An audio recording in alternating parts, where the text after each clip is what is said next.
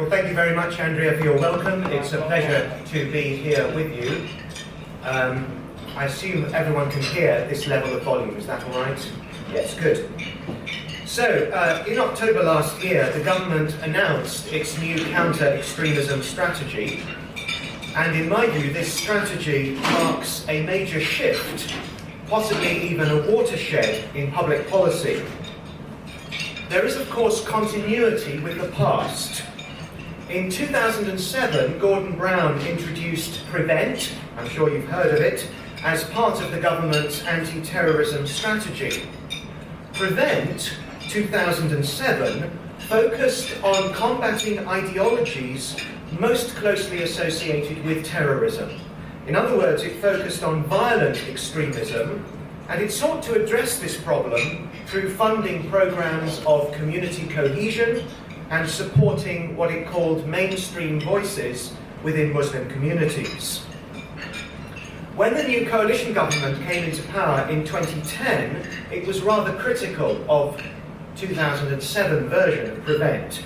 In particular, the coalition government worried that government funding found its way into the hands of Islamic extremists who, while they did not advocate the use of violent means, nevertheless were committed to the same programs of extreme or radical Islam shared by terrorists. The 2011 PREVENT strategy sought to deal with this by including within its scope non-violent extremism. Now, non-violent extremism was, and it still is, defined in the following way. Here goes, this is an important definition. The vocal or active opposition to fundamental British values, including democracy, the rule of law, individual liberty, and mutual respect and tolerance of different faiths and beliefs. However, the 2011 PREVENT strategy was noteworthy for its repeated insistence that the law would not change. I quote, "We remain committed to protecting the freedom of speech which many of those same extremists set out to undermine." The strategy made reference to public authorities using existing powers, but no new ones were deemed necessary. As a result, there was quite a clear distinction in government policy from 2011 up to 2015 between, on the one hand, criminal behaviour, such as incitement to terrorism, and on the other hand, extremist speech. This bifurcation is neatly illustrated by one paragraph from the 2011 PREVENT strategy concerning religious groups. That's us. Where faith groups or institutions are supporting terrorism, not us, we will take law enforcement action. Where they are expressing views that we regard as extremist, those views will be subject to challenge and debate. So terrorism results in criminal prosecution, extremism results in, quotes, challenge and debate. Of course, the law did change right at the end of the coalition government's period of office with the introduction of a new public sector duty to have regard to the need to prevent terrorism under Section 26 of the Counter-Terrorism and Security Act 2015.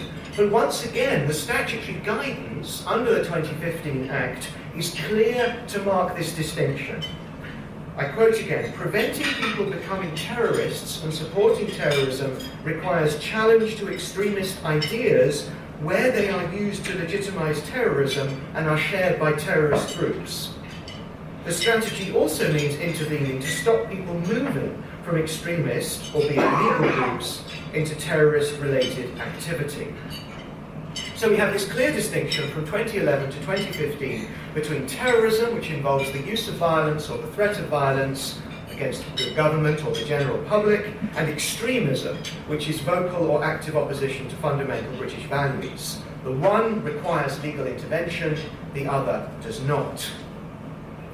As I said, the October 2015 strategy marks a major change. First of all, extremism is treated as a social problem in its own right. I quote, "We must go further, we must counter the ideology of non-violent and violent extremism alike. The overriding purpose of this strategy is to protect people from the harm caused by extremism." Secondly, if we look at the October 2015 strategy, there is an implicit hypothesis that true religions and beliefs are compatible with each other and are not extremist. The strategy quotes Lord Ahmad approvingly. Lord Ahmad said this: "Our faith communities live, learn and breathe alongside each other. Indeed, they give oxygen to each other to strengthen the harmonious society we all value. This shows the extent of diversity in our great country. Together we are one family, and that is where we reveal our greatest strength." The strategy goes on to say, "We will therefore commission an independent review to understand the extent to which Sharia is misused." Think about that concept, the misuse of Sharia.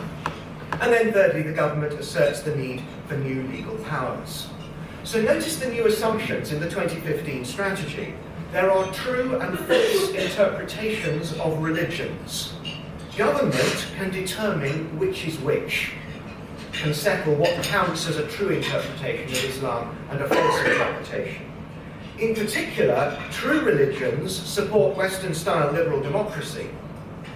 Controversy about religious and political values is peripheral. Underneath those surface differences, we basically all agree with each other. Being exposed to and coming to believe certain views, called extremist views, is a harm from which the government can and should protect you, particularly if you are a child. So government needs new legal powers to do so. What are these new legal powers? Here things get a little bit more complicated. The strategy says that there will be new powers to ban extremist organisations and to that promote hatred and draw people into extremism. New powers to restrict the harmful activities of the most dangerous extremist individuals, and powers to restrict access to premises which are repeatedly used to support extremism. The strategy also says that there will be strong safeguards, a high level of judicial scrutiny and clear guidance for the police and local authorities.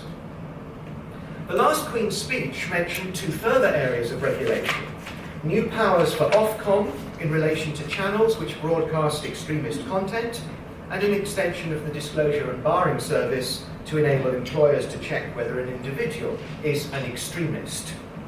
The purpose of that is that extremists can be prevented from working with children.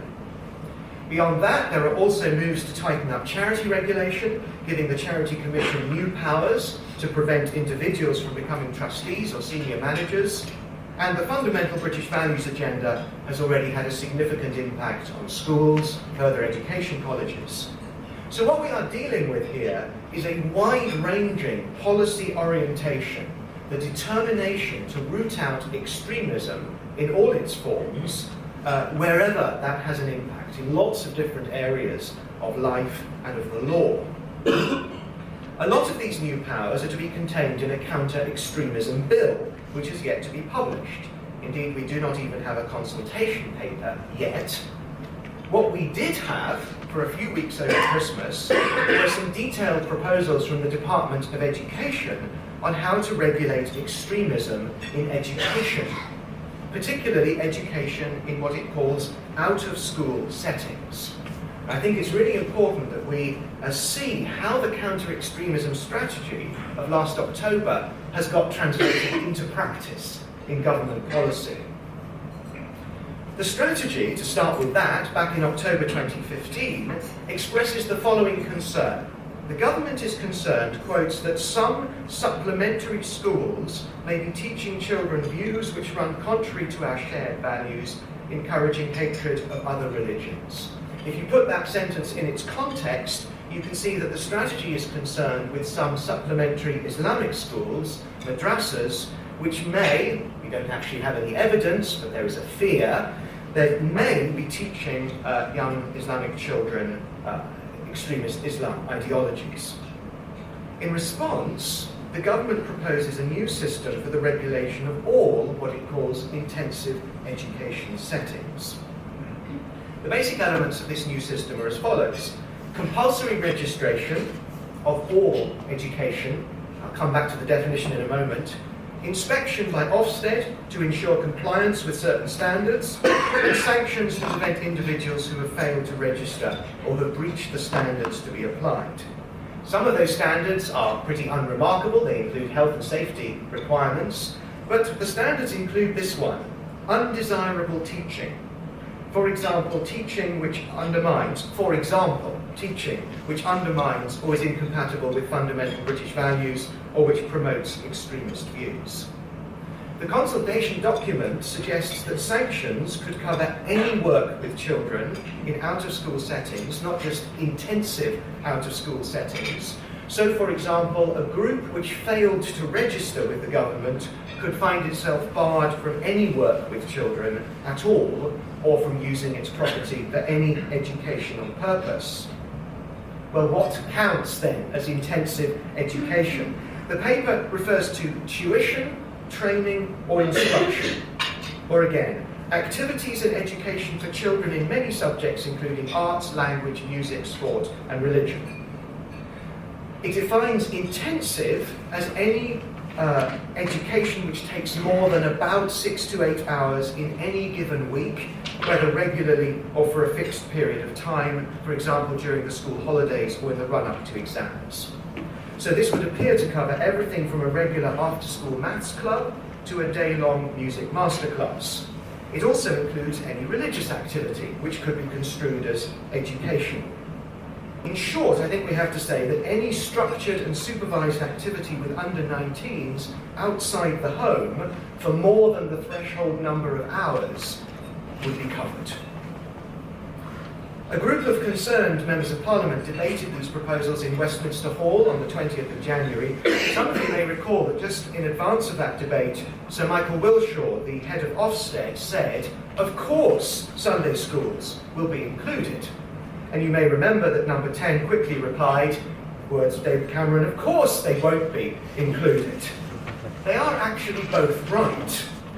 Politicians usually are. On the proposals as published, most Sunday schools will not meet the threshold number of hours per week.